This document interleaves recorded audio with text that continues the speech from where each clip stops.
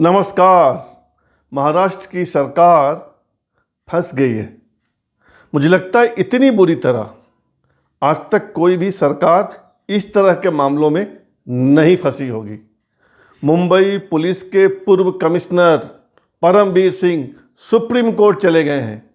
Supreme court में परमवीर सिंह ने याचिका लगाई है और याचिका को सुप्रीम कोर्ट ने मंजूर भी कर लिया है। अपनी याचिका में परमवीर सिंह ने लिखा है कि उनके आरोपों की जांच सीबीआई से कराई जाए और महाराष्ट्र के गृह मंत्री अनिल देशमुख के घर के सीसीटीवी फुटेज को जब्त किया जाए। ये बहुत बड़ा आरोप है कि उन्होंने यानी परमवीर सिंह ने आरोप लगाया था कि गृह मंत्री अनिल देशमुख मुंबई पुलिस के एक असिस्टेंट इंस्पेक्टर सचिन वजह से 100 करोड़ रुपया मासिक की मांग कर रहे थे, डिमांड कर रहे थे कि मुंबई के बार वालों से, शराब वालों से 100 करोड़ वसूलो और उनको यानी अनिल देशमुख को लाकर दो। ये आरोप परमवीर सिंह ने लगाया है और इसी संदर्भ में परमवीर सिंह अब सुप्रीम कोर्ट चले गए हैं।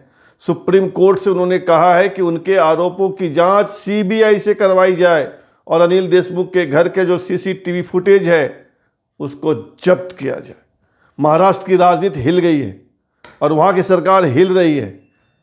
महाराष्ट्र में शिवसेना, कांग्रेस और एनसीपी की सरकार है और परमवीर सिंह ने एक झटके में सरकार को हिला दिया है। सरकार डोल रही है।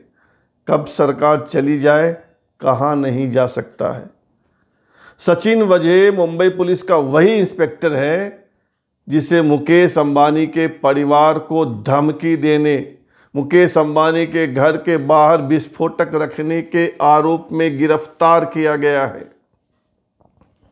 और बेशर्मी देखिए, राजनेताओं की बेशर्मी, एनसीपी के नेताओं की बेशर्मी कि एनसीपी के प्रेसिडेंट शरद पवार कह रहे हैं कि अनिल देशमुख को इस्तीफा देने की जरूरत नहीं है, चूंकि मुकेश अंबानी के घर के बाहर विस्फोटक रखने के मामले में सचिन वजह फंस गया और परमवीर सिंह पर भी आरोप लग रहे हैं। इसलिए इससे बचने के लिए परमवीर सिंह ने मुख्यमंत्री उद्धव ठाकरे को चिट्ठी लिख के अनिल देशमुख पर आरोप लगाया है। एनसीपी के जो स्टेट प्रेसिडेंट है जयंत पाटिल, उसने भी कह दिया कि इस्तीफा नहीं देंगे अनिल देशमुख। अरे भाई, तो इतने बड़े आरोप के बाद इस्तीफा नहीं देंगे तो कब देंगे।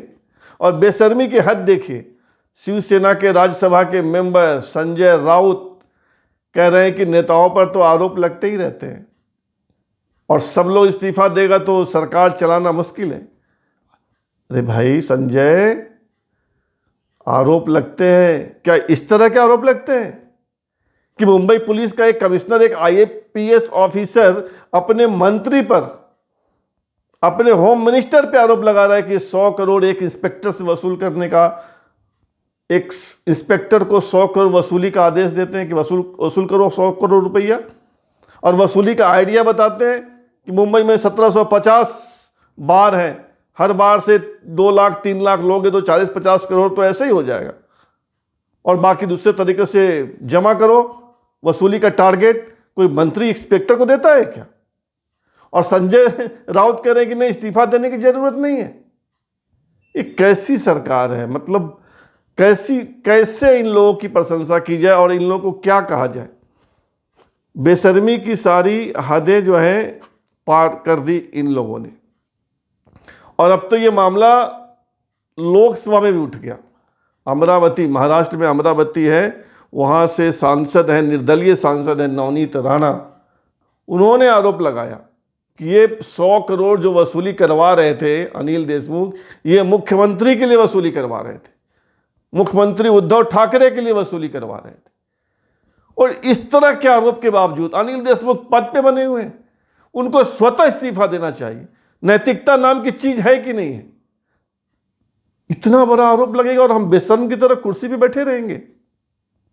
अरे बहुत दूर जाने की जरूरत नहीं है। अब भी कुछ महीने पहले बिहार चले जाओ। बिहार में मुख्यमंत्री नीतीश कुमार ने एक मंत्री बनाए, मेवालाल चौधरी। आरोप लगा कि मेवालाल चौधरी पर तो भ्रष्टाचार के आरोप हैं उन आरोपों की जांच हो रही है, उन आरोपों की जांच चल रही है। नीतीश कुमार ने मेवालाल चौधरी को हटा दिया, मंत्री पद से हटा दिया। ठीक है, नैतिकता का बहुत बड़ा उदाहरण नहीं है, लेकिन उदाहरण तो है कि अगर किसी मंत्री पे भ्रष्टाचार की जांच हो रही है तो उसको नीतीश कुमार ने हटा दिया। और उद्धव ठाकरे क्या कर रहे हैं? इतना बड़ा आरोप, लोग बता रहे हैं कि इस तरह का आरोप हाल फिलहाल में तो दुनिया के किसी देश में नहीं देखा गया है। पहली बार किसी मंत्री पे इस तरह का आरोप लगा है कि वे इंस्पेक्टर को 100 करोड़ वसूली का टारगेट देते हैं, और यह और कोई नहीं कह रहा है।